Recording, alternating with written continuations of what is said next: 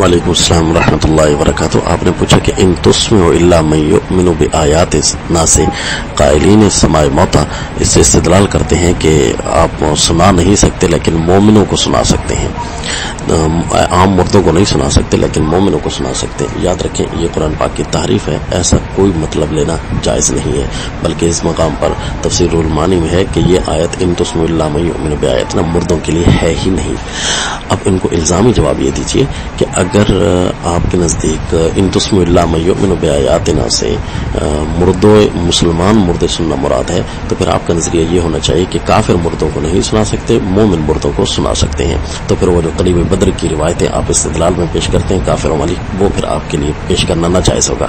आपकी किताब समाए मौता सरफराज खान सफदर साहब की, उसके अंदर तो इसको बाकायदा हेडिंग देकर इसी मसला को साबित किया गया कि करीब बद्र वालों ने सुना था।